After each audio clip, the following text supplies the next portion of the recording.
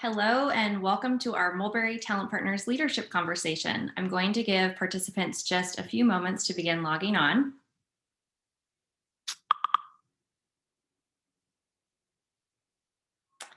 Okay, I think that we can go on ahead and jump right in. My name is Laura Back. I am the Director of Marketing and Events at Mulberry Talent Partners. And again, welcome to today's Mulberry Talent Partners leadership conversation. We're so excited to have you all here today. We are a full-service staffing and recruiting agency headquartered in Portland, Oregon, with an additional office in the San Francisco Bay Area. We specialize in the professional placement of human resources, professional and financial office, payroll and operations positions for direct hire, temp to hire, and temporary or contract roles. I would encourage you to check us out online at mulberrytalent.com, where you can learn more about our full suite of service offerings for both organizations and job seekers. Jumping right into introductions, we are typically joined by our fabulous founder and president, Lauren Francis. Unfortunately, she can't be with us today, so I'm going to be filling in her absence. And it is my honor to introduce our guest speaker today. Dana Pratt is the founder and principal of DCP Training and Talent Development. Dana works with mission-based organizations to provide training, coaching, talent management, and development activities. She is committed to helping managers improve their results and job satisfaction by supporting, challenging, and celebrating their people. Prior to launching her own business, she headed up the talent acquisition and development efforts at New Seasons Market for just under 9 years and has led people teams at ODOT, Safeco Insurance, and at Macy's. She joined us last year to talk about networking internally and identifying your personal brand. Today, Dana will be speaking with us about the relationship between employee development and engagement, reasons why so many training initiatives failed to deliver meaningful results, and why the leader is so uniquely positioned to curate learning opportunities for their team that can both elevate performance and reduce unwanted turnover. Welcome back, Dana. It's a pleasure to have you with us here today. Thanks, Laura. Yeah. Before I go on ahead and hand it over to you for your wonderful presentation, two things. Dana has saved some time at the end of her presentation for Q&A. So please feel free throughout the presentation to go on ahead and submit your questions, and we'll get to as many as we can at the end of the presentation. And then Dana has so generously offered to do a giveaway today of 2 30-minute consultation sessions, and we'll announce the winners of those 2 sessions in an email that will go out to attendees later on this week. So without further ado, again, welcome, Dana, and we're ready to jump right in. Great. Thank you so much, Laura. You're welcome. All right. So we're talking about getting better all the time, which is the challenge of most leaders. So as a leader, you likely feel the pressure to deliver results, be innovative, and respond to a long list of to-dos from a wide variety of sources. So as a former team leader myself, I know how challenging it can be to manage myself while staying focused on my responsibility to get great results through my team members. So today I'm going to be talking about how you can get better results by enhancing employee engagement and positively affect your own job satisfaction along the way. So when we think of employee engagement, the first thing that may come to mind is the annual employee survey. The purpose of those employee engagement surveys is to measure the connection employees have to their organization and to examine the factors that influence it. So as leaders, we're really looking for 3 outcomes here. The first is, what do employees and former employees say about the organization? Do they become ambassadors for your brand? The second is, are employees willing to put in additional discretionary effort to ensure the success of the company? In other words, will they strive for excellence? And the last one is, are employees planning to stay? Are they committed to the organization? And do they have the intent to be here for the longer term? So there are really 3 facets of employee engagement. The first is that trait engagement, and these are personal characteristics. These are inherent capabilities that we need to hire for. So they include things like curiosity, grit, a growth mindset, proactivity, conscientiousness, and resilience. The second is state engagement. And this, we have a lot of focus on this because this is what management can control. So these are like workplace conditions. So task variety, the autonomy an individual has with their work, compensation, opportunities, those types of things. And frankly, sometimes we get wowed by things like ping pong tables or other perks versus really talking about what is the content of the work and do people feel like they're growing and learning. And last but not least is behavioral engagement, which is really the result of trait and state. So this is, again, evidenced by the discretionary effort that people put into their jobs. So this is why you can have two people in an organization, in a department, under sort of having the same type of work environment, but one is engaged and one is not. So why does employee engagement matter anyway? So in 2016, the Gallup organization conducted their 9th meta-analysis of the Q12 engagement survey, which is just one of many engagement surveys that are out there. And that data included over 230 organizations in 49 industries, over 73 countries. And so Gallup researchers statistically calculated the relationship between employee engagement and key business outcomes. So this is not just something that is a nice to do. Getting involved in employee engagement and really thinking about how do I get people to say what I want to say, strive for excellence, and stay in the organization is really an enabler to you getting your business results where you want them to be. So many of you will remember Maslow's hierarchy of needs from your time in school. So it's used to study how we as humans are intrinsically motivated. So Maslow used these terms: physiological needs, safety needs, belonging and love needs, esteem needs, and self-actualization. What he really mentioned was that as humans, we cannot go to the higher levels of motivation until that first level is taken care of. So I've used this as a pattern to attach work needs. For example, if people aren't getting their basic needs met, food, shelter, healthcare, et cetera, they're going to be less concerned with higher level needs and will likely leave the organization in order to find companies that will meet those needs. So this is why often at the bottom of the wage scale, we see a lot of turnover for minimal wage increases. People are seeking a way to get their basic physiological needs met. But once those are met, we can then move on to safety needs, which I translate into things like job security. And while job security may no longer be the thing it once was at the middle of the last century, if people feel like the axe is always about ready to fall, and that they are on edge, they are not going to be focused on striving for excellence. They're going to be focused on, am I okay? And maybe I should be looking for another job where I feel safer. So as we move up, belonging and love needs, confidence and trust in leadership. And when we say leadership, we mean you. What is the relationship your employees have with you? Esteem needs are around those things, around autonomy, empowerment. Do I receive appropriate and fairly distributed recognition and rewards? And finally, that self-actualization level really is, I love my work and I have the opportunity to learn and to grow. So for some time now, we've really noticed that career mobility is less about climbing the ladder of success, sort of vertical mobility. I need to be promoted to the next level in order to learn and grow, and more like a jungle gym or horizontal mobility. So if engagement is linked to job security, interesting work, and opportunities and empowerment, it's not too much of a leap to understand that providing ongoing training and development opportunities to team members can positively affect employee engagement.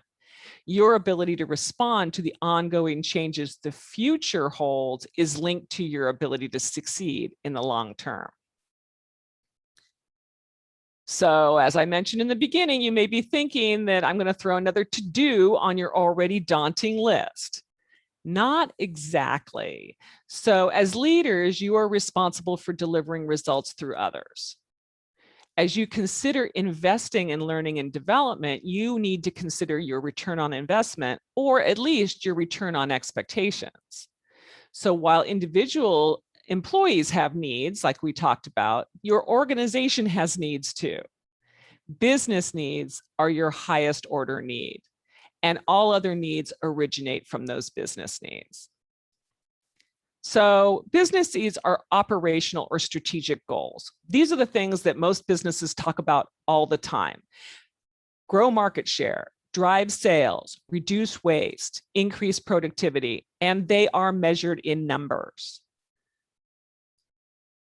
Performance needs are the specific on-the-job behaviors and practices that your employees or people who work in the organization need to do in order to achieve the business goal. So as an example, salespeople need to ask every customer whether they would like to open a credit account and share at least one benefit of doing so with the customer. All right, so if you have evidence that says if your salespeople do that, you will achieve your credit goal, sales goal, market share goal. Finally, and maybe more importantly, in terms of, is this really a training need? Is we get to the causes of why you are not achieving your business or performance goals. So I like to lump these into three buckets. The first is external factors, things like new competition coming into the market, a global pandemic, changes in immigration or safety laws. So those are things we need to be real about. So for instance, if your sales are down and you're in a global pandemic, maybe sales training is not what you need. You've got other issues. So then we move to factors internal to the organization. This is things like, do people have the appropriate level of authority to do what they need to do? Do they have new, well-maintained equipment that allows them to produce like they need to? Are incentives aligned with the behaviors you want to see? Are managers coaching to what needs to happen in order to achieve your business goals? So there's a lot in that space. And then, so as an example, you might say that salespeople are reluctant to offer the credit card because the process takes too long and other customers are waiting in line. So that is, okay, so maybe we need to solve the process, and then people would be more willing to do what they needed to do to achieve our goal. And then last but not least are these capability factors. These are knowledge, skills, and abilities that affect the individual's performance on the job. Some of these are inherent that we want to hire for, and some of these we can train for. So as an example, salespeople need the customer service skills to open credit accounts while engaging with customers in line or requesting other help at the counter. So the big thing here is we need to ask ourselves, is this really a training issue, or are there other factors? I would say my experience has taught me that it is rarely only a training issue. Even if training is part of the solution, there is often other factors that can help enable your success. All right, so first things first, as you lead your team to get better all the time, consider first if you're hiring right. Are you crystal clear about the knowledge, skills, and inherent capabilities that ensure success on the job. So doing a job analysis is so critical. Who are your star performers? What makes them so good? Prepare interview questions that will enhance the likelihood of employee engagement. Behavior-based questions that seek out examples that highlight perseverance, problem solving, and resilience. So that's first. But as a leader, you really are uniquely positioned to clearly understand what team members need to be successful.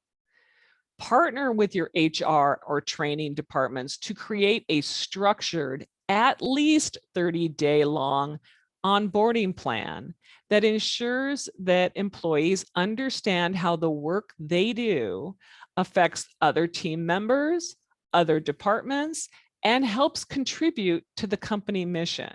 So often there's a disconnect between what the company is trying to accomplish and employees feeling like they make a difference, that their work every day contributes to that mission. In addition to what people need to accomplish, include in your expectations how the work gets done. So how employees behave in an organization determines its culture. And then think about current skill gaps. Are you seeking out contractors for work that would be better done internally? Are you staying up to date on your reading, conferences, and other advances that would help you stay abreast about changes in your industry? You can leverage your team members to help you and the whole team stay up to date. Plan time as a group to discuss the implications of anticipated changes. So I mean, there's a lot. If you are in any type of industry, there's journals to read, there's conferences to attend. Get everybody taking a piece of this and sharing it back to the group to really create that culture of learning. So the other thing that is challenging about the time in which we are trying to do business is there is no such thing as future proofing, but we can future prepare. So think about what is coming. And when you consider things like artificial intelligence, automation, and a general shift to more knowledge work, determine who on your team is at risk. Are there people that you say, this is a highly repetitive job that is very valuable to the organization, but I see a time when we will replace this with software or some sort of software as a service or a web-based application. A lot of tactical HR work is in this space. So years ago, the benefits administration used to be so much involved with a personal touch. And now so often it is self-service where people go to a website and get what they need around their benefits. This is an example. So the people that have worked for you who are doing that work, how do you start to anticipate what do I need to train them? How do I need to develop their judgment, their analysis skills, so they are not just filling in spreadsheets, which could probably be done by AI in the future, but analyzing the data that that spreadsheet generates. I want you to take a tailored approach to each team member's learning plan. So assess their strengths and opportunities and identify their gaps. So instead of somebody saying, I need to leave this organization in order to continue to learn, grow, develop, make more money, identify how can I help step this person to the next level, get them into a new department, actually work the jungle gym so that they continue to stay challenged and excited about the work they do. Don't do this by yourself. Create a culture of skill building and learning. Engage your HR partners, engage your team members in this process. what we have found is people want to learn. People want challenging and interesting opportunities. So if you come together as a team and have that conversation about how can we make sure that all of us are accessing the knowledge, skills, and attitudes that we need to be able to future prepare, then you're not feeling like you're doing all this lifting on your own. Set learning goals, set the example. Make sure that you are taking care of your own learning as well. And the last thing is really expect that your team members will help each other learn and grow and facilitate knowledge sharing and cross-training. So as an example, one tool to consider as you turn your attention to creating a tailored learning plan for each team member is to have them write a future resume. Have them think about where they want to be in 3 to 5 years and write a resume as though they're already there. Have them include their accomplishments, the education, the experiences that they would need in order to be sitting in that spot in the organization. This can serve as a great starting point for identifying what type of learning and development resources are right for them. It's also a great motivator because it allows people to start thinking about where they can be, and that really helps them connect to things where, quite honestly, there's a lot of people out there that aren't that excited about training. It hurts my heart, but I see, when I used to travel, I would hear people on airplanes, well, we're going to a training. And I'm like, oh, why aren't people excited? Because it's not connected to their ambition, their dreams, where they want to go. So I encourage you to give that a try and build learning journeys from that. All right, so as you think about how learning and development enhances employee engagement, remember that employee needs go hand in hand with the organization's needs. So instead of adding to your to-do list, consider engagement activities and learning and development as something that enables your desired results. All right, what questions do we have? Thank you, Dana. That was really illuminating. I think it's an exciting topic. Especially, we shared last week about the idea of the living resume and keeping that up to date. And I love the idea of the organization helping to support that so that the individual is thinking about their future at the organization instead of thinking about their future maybe without the organization. Right. And supporting that idea. One question I know that we had was, has there been a shift in prioritizing employee development and engagement? And why do you think that is? Well, I think there are a lot of things that are shifting, right? We're just in a wacky time right now. So I have seen a real shift as organizations are just trying to keep the wheels on. So a lot of folks are there's just been a big shift towards mental health awareness and trying to help people manage through work from home orders and all the things that COVID has brought. So that's one piece. And I've been really impressed because the ability for organizations to pivot and say, you know what, maybe we need to suspend some of our management supervisory skills and shift to what do our broader employee audience need right now has been pretty impressive. However, that is not to say people aren't like, okay, we're living in this, we're now at a year. And so we need to kind of get back to business as usual, which is, we have the talent on our teams so that when we have an opening in a management position, we have somebody that we would consider internally. So I am starting to see a change back from just like, crisis mode to, all right, let's start to think about the future. Mm-hmm. I think that what I'm not seeing and what I want to see more of is I'm still seeing a lot of layoff and rehire. So we're laying off this because this is a function that we no longer need, and this is not where we're headed as a company, and we're going to rehire new skilled people. And so what I am advocating for is to try to get ahead of that before you are in a situation where, well, we need these skills right now. We do not have time to upskill, and to anticipate that so that you can take really good talent who has been with you in the organization and move them in a way that allows them to continue to contribute. So there's some conversation in the industry about that, and yet I think that we're still very much in a layoff plus hire kind of situation. What I always tell people who are in looking for jobs and those types of things is have skills will travel.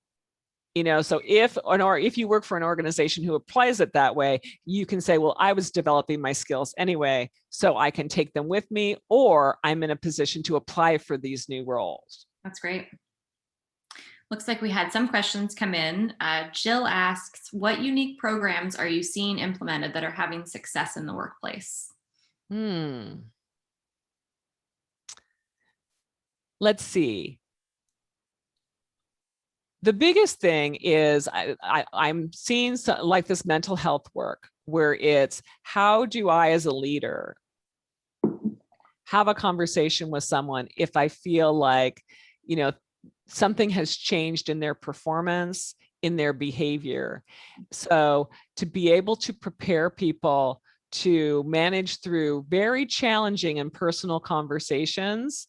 So I think that we're just at the cusp of being able to do that more, but I think that there's a big interest in a variety of industries for doing that work, and also to preparing leaders for having those conversations in a way they may never have had to do in the past. Mm-hmm. Okay, and then Tracy asks, during this virtual time of work, what are some best practices for virtual engagement? She says that she misses being in a room to collaborate with a whiteboard, etc. Yeah, well, I will tell you that technology is a wonderful thing. I never thought I would be, well, let me just say this. When I worked at New Seasons Market, I was the training person who kind of dug in my heels and was like, we are generally pretty local. Let's bring everybody together. Everyone enjoys that environment. We get to feed people. I'm not a big fan. And also, a grocery store environment is not conducive to a quiet place where people can participate in a virtual thing. So I was kind of late to the party until I couldn't be anymore. So things like, I love that you specifically mentioned whiteboarding. There are fabulous tools like Mural, Zoom, and MS Teams have these kind of functions, and I encourage you to try them out. So this would be a great example of working with your team to learn a new skill. To say, hey, I'm going to try Mural, you're going to try whiteboarding on Zoom, and you read about something else that's out there. You learn that, and then let's come back and see what we think of these things. This is a pretty low risk thing to do. Most of these things have 30-day trials. I was very impressed with Mural myself, that you can use it in conjunction with Zoom, and it allows you to do storyboarding and whiteboarding and sort of small group activities that you can come back to the group and share a picture or a different way of brainstorming. They also have like cool Post-it notes. So there's some things that are kind of amazing where I have truly started to believe that not exclusively, but a lot of the things that we thought could never be done virtually can absolutely be done virtually. That's great. I think we have time for one more question. Melanie asks, how do you create a culture of learning at a nonprofit organization that is under-resourced and everyone is really busy putting out fires? Is there a strategy or suggestion for how to support this amidst all of the chaos? Yeah. I don't know that it's just nonprofits that have all the chaos, right? I think that challenge of living in crisis mode all the time, one of the things that I would suggest is to if there's any way that you can take a breath and do an after action evaluation, which is like, okay, so we just finished that crisis. What could we have done to have avoided it? Mm-hmm. And then build your learning around that.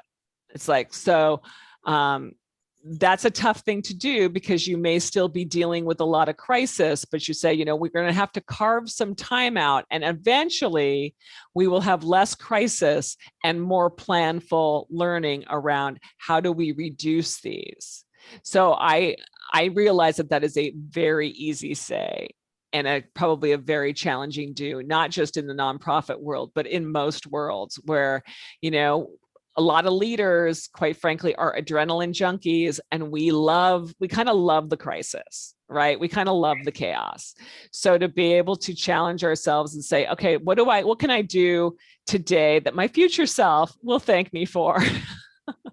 Right. Well, and it might be a good time to identify if you have the resources to bring in a consultant like you to help to set up some of those programs. That would be great. Yeah. All right. So we are at the end, just quickly sharing some upcoming conversations that we have next week. We're going to be welcoming Jill Freeman back for a second time to talk about creative total reward programs designed to meet changing employee needs. I'll include the link to register when we announce the winners of Dana's consultation sessions later this week. Later this month, we have Rachel Biome, who's going to be talking about how to own the room in an interview. And then in early May, Terry Smith will be back for a second time to talk about the STAR method for job seekers. And then just in closing, here are some ways to stay in touch with both Mulberry Talent Partners and with Dana. So that brings us to the end of our conversation. For our loyal audience, thank you for joining us for today's leadership conversation. Be sure to visit us online at mulberrytalent.com to sign up for future career and leadership conversations. And thank you so much, Dana. It was a pleasure speaking with you and learning from you today, as always. So until next time, everyone. Thank you. Thank you.